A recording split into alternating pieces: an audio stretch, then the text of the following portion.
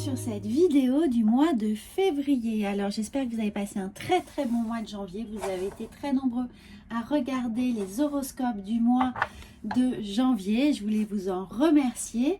Alors n'oubliez pas là qu'il s'agit d'une guidance générale, donc il ne pourra pas ne parler à tout le monde puisque vous ne vivez pas tous la même chose au même moment, amis vierges. En revanche, n'hésitez pas à aller regarder votre signe lunaire et votre signe ascendant pour avoir un peu plus de complémentarité sur les énergies qui vont venir vous traverser au mois de février. Alors on va commencer par l'oracle de la guérison mystique qui va nous donner finalement une certaine forme de réflexion, un petit axe qui va vous permettre de travailler sur un point peut-être précis qui vous touche particulièrement. Et nous avons osé dire non. Donc pour vous, amis vierges, le grand challenge de ce mois de février sera de dire non. Peut-être de dire non à des choses dans lesquelles vous vous êtes compromise, dire non à des choses qui vous semblent essentielles dans votre vie personnelle, et peut-être que dans votre vie professionnelle, il y aura des priorités à revoir, à revisiter, pour ne pas avoir à se laisser dépasser par les événements ou peut-être par une autorité un peu trop difficile à gérer pour vous, ou des revendications à contenir. En tout cas, le savoir dire non, c'est aussi l'art de la négociation, c'est-à-dire essayer de trouver des argumentations qui vont justement vous permettre de pouvoir dire non, ou du moins dire que vous n'êtes pas d'accord et qu'il y a peut-être des choses à revoir, à revisiter, à renégocier surtout. Donc il y a une véritable ouverture de la parole là dans ce oser dire non qui s'impose, c'est-à-dire avoir la faculté de pouvoir verbaliser correctement ce que l'on a à dire, en laissant évidemment la porte ouverte au dialogue, la porte ouverte à un échange qui puisse être productif et ne pas vous mettre dans une impasse. Une impasse qui est là quand on dit toujours oui à tout et que évidemment on se sent submergé par les émotions, par les événements ou par un rythme qui ne nous convient pas. Mais c'est donc évidemment l'idée de ne pas se sentir isolé dans ce retranchement. Donc savoir dire non, n'oubliez pas que c'est une grande invitation à un dialogue, à la construction d'un dialogue. Alors on va voir avec le tarot de Marseille quelle est la posture pour vous qui va pouvoir contenir cette faculté de pouvoir dire non.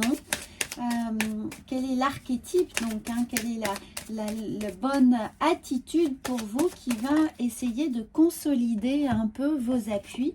Et nous avons le chariot. Eh bien, le chariot vous invite à aller de l'avant, évidemment, à prendre des décisions, à ne pas attendre que les choses viennent à vous, mais de prendre surtout des initiatives. Voilà, de prendre une direction et qui vous permettent d'avoir au fur et à mesure, étape par étape, la possibilité de construire votre argumentaire. Donc ça va être ça, c'est une réflexion pour vous permettre d'ancrer, d'acter votre décision, votre argumentaire, votre façon de concevoir le discours. Alors encore une fois, que ça peut s'appliquer dans un domaine professionnel bien entendu, mais également personnel, si vous avez des choses à négocier. Là, c'est pas tant au niveau de choses contractuelles et de contraintes, de propositions ou d'évaluation peut-être aussi des destinations de vos vacances d'une façon un peu plus légère. Mais c'est vraiment là, allez-y, soyez proactifs dans ce vers quoi vous avez envie d'aller. Construisez, argumentez, essayez de vraiment ne pas vous laisser dépasser, submerger, surprendre aussi, surprendre par une situation ou par une décision qui vous semblerait arbitraire et qui ne vous convient pas. Alors on va voir avec l'oracle de la triade voilà, ce qui vient pour vous. Eh bien, nous avons l'âme. En votre âme et conscience, ayez un diagnostic en fait de la façon dont ce non s'opère.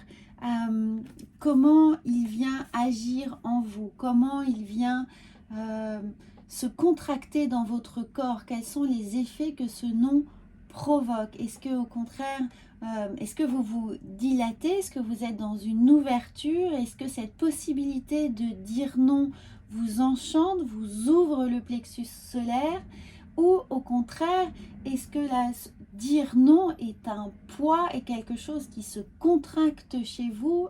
Est-ce que vous avez des douleurs d'un seul coup, des crispations qui viennent se manifester?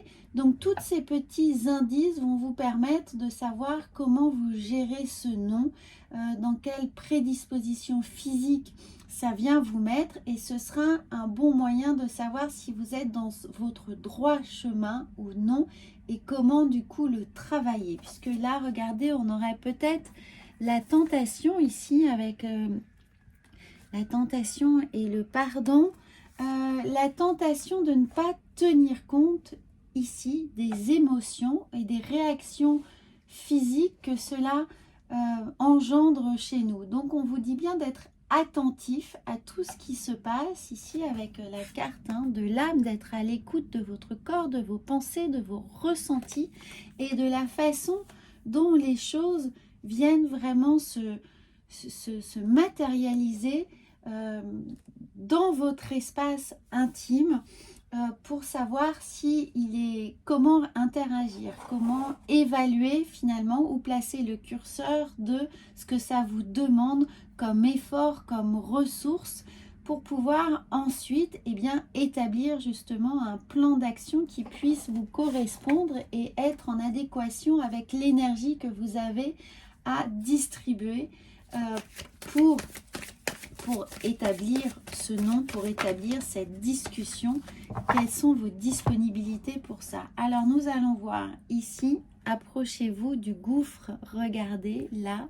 Donc ça va vous demander certainement des efforts de sortir un peu de votre zone de confort, d'affronter certaines peurs, le mot est un peu fort, mais d'affronter certaines appréhensions, peut-être à devoir discuter, batailler, peut-être juste statuer quelque chose et donner un avis. Voilà, et là on voit bien ici que il y a il y a quand même une certaine vraiment appréhension, une hésitation du moins à se lancer, à sauter dans le vide, pour vous dire qu'il est temps d'aller chercher cette petite argumentation, ces axes de discussion. Et regardez, là, c'est une très très belle carte qui vous demande de faire preuve d'imagination, mais preuve d'imagination, là, c'est de création. Voilà,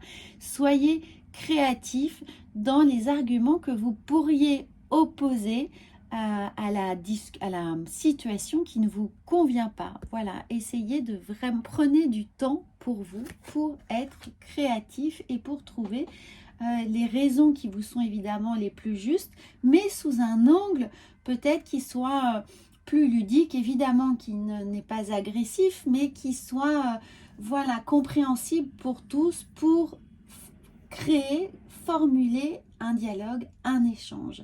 Alors nous allons voir ensuite avec les portes de l'intuition ce qu'elles vont venir vous dire également pour appuyer